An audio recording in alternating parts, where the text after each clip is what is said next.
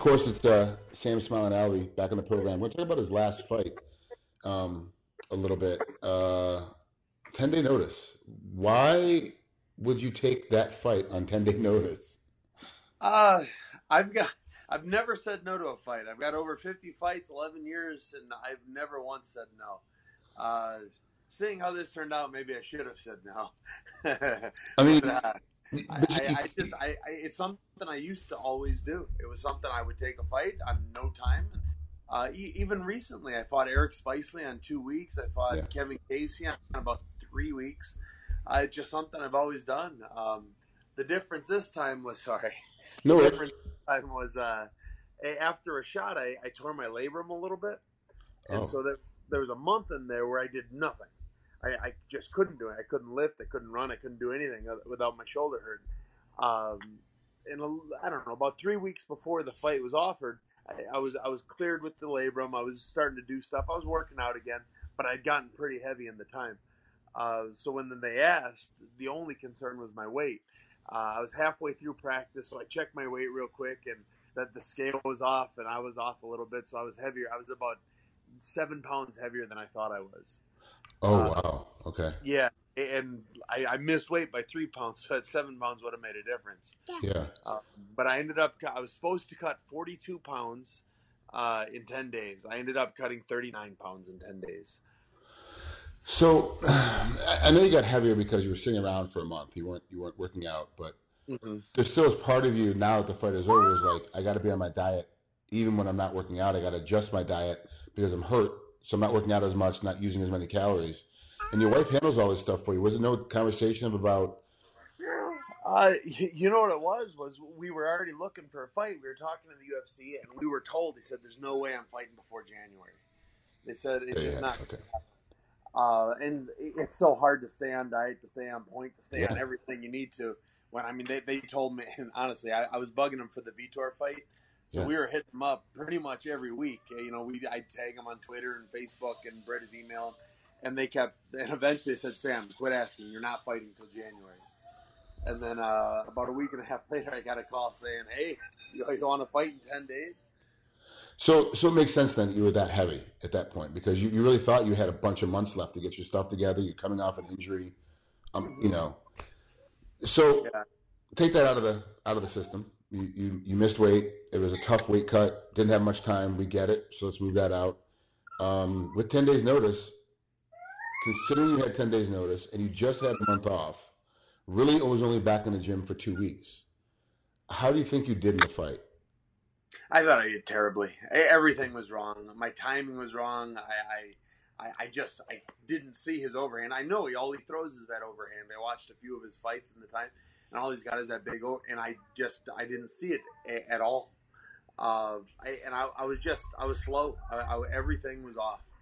And if you watch the fight, it looks like everything was off. I mean, the referee had to stop and tell us to keep fighting. And I embarrassed myself with it. I've never missed weight, and now I've missed weight. It was a garbage fight. Power to him. He won, and good for him. I hope he never loses. But it was hindsight's 2020, and it was a mistake to take the fight. So even the loss, you still were kind of okay post fight. You're kind of like okay with it. Was there a point when you got home and got on the plane and were like, crap? Like, did you ever? It never seems like because you're always smiling, and you're always upbeat. So it never seems like you ever get mad or depressed when a fight goes wrong. This is the most angry we've seen you about a fight ever. Is right now. I mean, you never really show that to anybody in the public, like you falling apart for like losing a fight. Was there a point when you fell apart? When I got back to my hotel room, it was just I was just embarrassed. Okay. It's fighting. It's what I do. It is what I spent my life doing. And I went out there. I flew across the world. I fought somebody on 10 days' notice, and then I didn't fight. I got back to the hotel room. I broke down a little bit. It was just, and every fighter does it. As soon as you lose that one fight, and I've been doing all right, but you lose that one fight, and all of a sudden, oh my God, the UFC's going to cut me. It's going to be terrible. I'm never not going to be able to provide for. Just everything starts running through your head, even though none of it's really true. It's the way it happened. So I got back, kept it together. I got back to the hotel room, and then it wasn't a good night. So has there been a conversation with the UFC about, because you're saying you're worried about getting cut. Obviously, I don't think they're ever going to cut you. Yeah, no, the UFC was so thankful that I took the fight. Even my opponent, he was thankful I took it because if I didn't take it, he wouldn't have a fight. Right. So he was the little bit of English he spoke. He was very gracious. Everyone seems to be all right. I know I'm not in a real jeopardy to get cut. I've been fighting as much as I can for him, and people seem to like me all right. It was just in my head that night, and since then I've talked to them, and again they're very gracious, very thankful I took the fight, and yeah, and so at this point I'm not even. I'm not gonna try and get a fight till like February or March. I'm gonna make this a little bit of a layoff for me. Okay, good. I started my diet this last week. I haven't lifted in so long. I hate it. Wow. I kept back to back to back, and in my camp you do maintenance lifting, but never really getting stronger lifting, and so it feels good getting back to that. I'm gonna work hard on everything between now and whenever I get a new fight. Well, the good news is if they push you off to February or March, you can actually get through the holidays too. You can get through Yeah, Thanksgiving and Christmas, and not have to worry about, oh crap, I got to watch my weight, got to watch what I'm doing, and then you know having to rush out of because kids, you got a lot of kids, and the kids get active during these holidays, doing mm-hmm. stuff at school, doing stuff with the grandparents. All of a sudden you're Yeah, like, okay, hey, I'm great. Oh, I got to go. I got to go train. Oh, I got a massage. Oh, I got to go upstairs and sleep in the chamber. I'm sorry, I'm gonna have to miss this stuff. At least you'll be able to go through all of that and be there yeah. and be present during that time and be like, you know what, today I'm just gonna not do any of that and just hang with the kids and I'll catch up tomorrow and it's okay. Yeah, and it feels nice. I've got a trip here. I'm going to Kosovo for another here in about a week for another military trip where I'm going to go base to base to base to base. You will see my brother when you're out there. He'll come by and say hi. Yeah, my Oh, brother's stationed over there. Yeah, he's a diplomat. fantastic. He'll be a guy that walks up in plain clothes. He won't be just like a military guy. He's Okay. he'll have a bunch of military guys around him. I guess he has to have a guard system with him all the time, I guess, but he'll say hi to you. You'll see him over there. Okay, yeah. Oh, good. Yeah, so I'm looking forward to that. I'll get to go home to Wisconsin for Thanksgiving. My kids and everything will already be out there with my wife. Oh, good. And then at some point, like we're working on the adoption. My wife and I, we're gonna have to go over to Africa and meet the little girl. And so Okay, so that's the real reason why I wanted to do the interview after. I just saw a quick hit. Yeah, we're trying to finish the adoption, and then that was the end of it, and I never got anything else on it. So explain what's going on. Yeah, my wife and I, as of like April of this last year, we decided we're going to adopt. It's something we'd always looked at, but we weren't going to do it till later, and something spoke to us, and we've been going through it all year. It's a big, long, expensive process, but we're making our way through it. It's a little girl from Africa. We've never met her, but we've seen a picture of her, and we're kind of, sort of in contact with the orphanage that has her. And it's going well. We've passed everything. All we have yet to do is we have to go to Africa and get everything done over there. Then we come back for a month and get everything done with the U.S. government, and then we go back one more time and pick her up. How old is she? When we get her, hopefully it'll be in April. She'll be 2.5. Okay. And what country is she being orphaned in right now? I'm actually not allowed to say that. Okay. Yeah, I can say Africa, but Right. I can't get into specifics over anything social media. So you can wink if it's Northern Africa, Southern, Eastern. Okay, good. That's good, man. I'm assuming because she's coming from Africa, she's going to be black, not going to be white, obviously. Yep. So I got to ask you, being a mixed kid, being raised in the '70s in America, it was not a great thing to do. You live in a great neighborhood and kind of have a great little town that you're in. I know you and your wife are very smart, so you already thought about all this whole process. It won't happen obviously for several years because she's still so young. It'll be high school and all that stuff. What's the thought process between you two, like thinking about, okay, this is what we have to deal with this. It's going to happen at some point.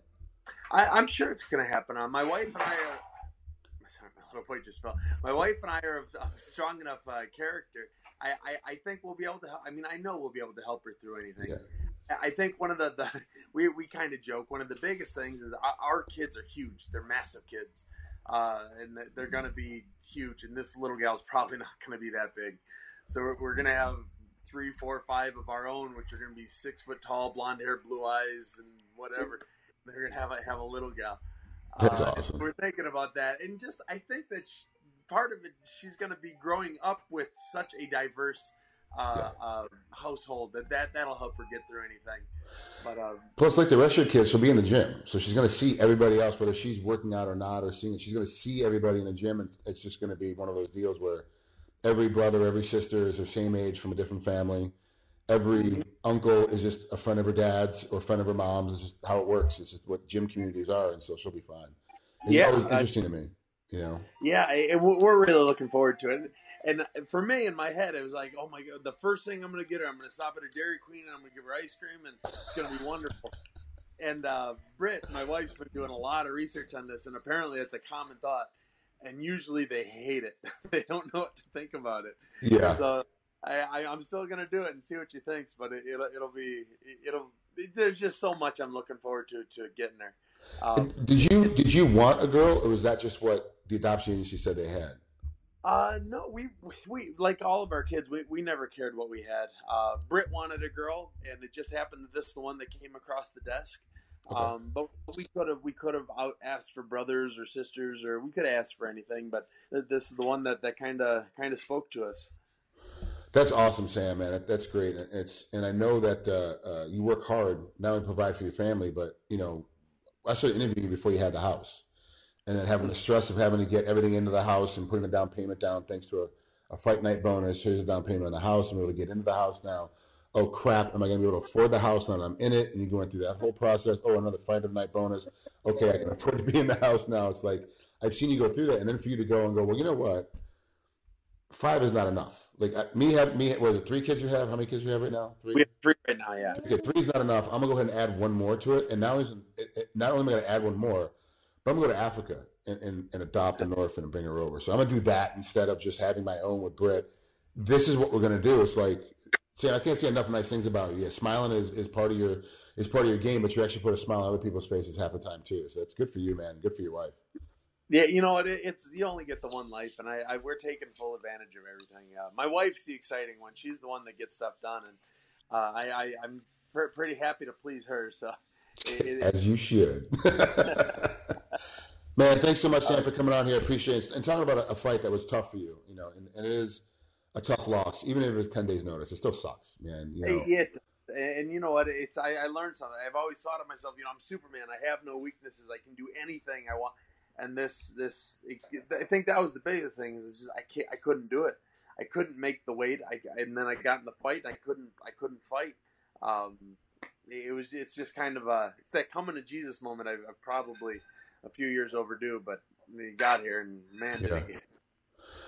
Man, good for you. It'll come back around. You know, you're one of those guys that it always turns back around. You got to get through this, get through it. And I do like your idea of pushing and waiting. I'm also going to tell you as a friend, don't take any more 2-week or less fights. You just don't do it. Like, I know it sucks to say no, and I know you would like, hey, it's another payday. If I win, it puts me higher up in the ladder. I get all those thought processes, but if you're not fully prepared, especially at the level you're trying to get to, you can't do it anymore. Yeah, no, that's what I've decided too. Me and my team, my boxing coach was so mad at me. Yeah. But he was there with me. He said, we're going to do it, but it's going to be rough. I'm not happy, but I'm going to hold mitts. Yeah, I get it. I know. All right, Sam, man, have a great rest of your night. We'll talk again later on. All right, we'll talk to you later, sir. See you, bud.